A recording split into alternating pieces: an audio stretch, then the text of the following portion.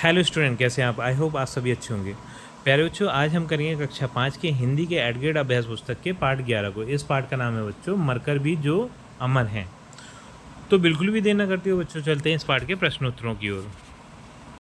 इस पाठ का जो प्रश्न क्रमांक 1 है वो है, झांसी के बाद आज़ाद ने छिपने के लिए अपना नया ठिकाना बनाया। तो ये ओरछा में बनाया था। प्रश्न क्रमांक 2 है, राजा भाऊ महाकाल को किस राष्ट्रीय दिवस के दिन वीरगति प्राप्त हुई थी? तो ये 15 अगस्त को हुई थी। प्रश्न क्रमांक 3 है, यह तो मुझे कंकड़ लगा है, कोई चिंता की बात नहीं कथन है। तो ये है राजा भाऊ महाकाल का। प्रश्न क्रमांक 4 है, निस्पंदन शब्द का क्या अर्थ होगा? तो ये होगा अचल। प्रश्न क्रमांक 5 है, कठिन संघर्ष के लिए हम किस मुहावरे का प्रयोग करेंगे? तो ये लोहा लेना, इस मुहावरे का प्रयोग करेंगे।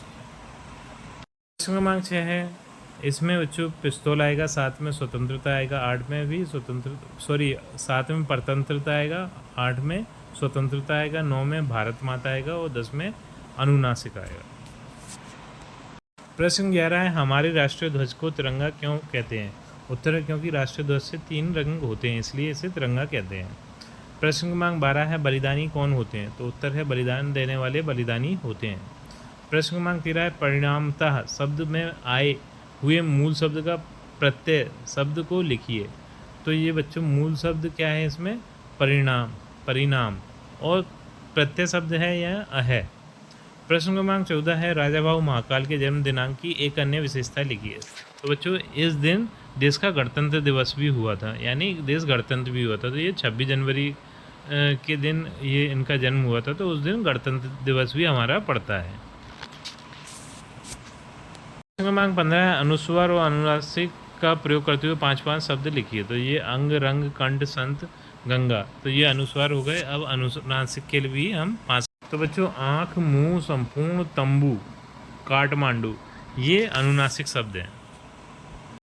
प्रश्न क्रमांक 16 है, परि और अंश उपसर्ग लगाकर 2 शब्द तथा ईय तथा ता प्रत्यय लगाकर 2 शब्द बनाइए। तो बच्चों परि हमने शब्द बनाए परिधि और परिपूर्ण, और अन शब्द से बनाया अनबन और अनपढ़, और ईए से बनाया हमने प्रांतीय और भ्रमणीय, और ता से बनाया हमने प्रसन्नता और मानवता।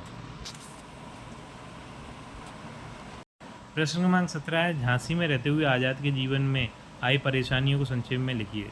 तो उत्तर है, चंद्रशेखर आज़ाद झांसी में एक छोटे से खोगे में रहते थे। खाने का कोई ठिकाना नहीं था। कई दिनों तक केवल एक बार चना चवेना खाकर रहना पड़ता था। तो ये परेशानी उनके साथ आ रही थी। प्रश्न क्रमांक 18, राजा भाऊ महाकाल को तैरने का शौक था। आप अपनी किसी एक रुचि के बारे में बताइए।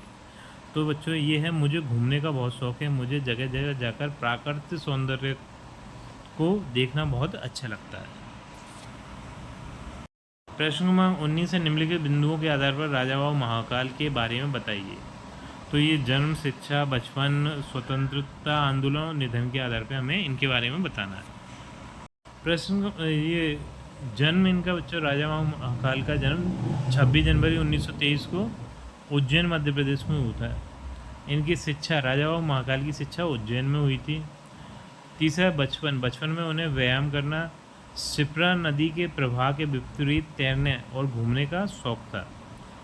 चौथा है स्वतंत्रता आंदोलन, इन्होंने गोवा मुक्ति आंदोलन में एक टोली का नेतृत्व किया था।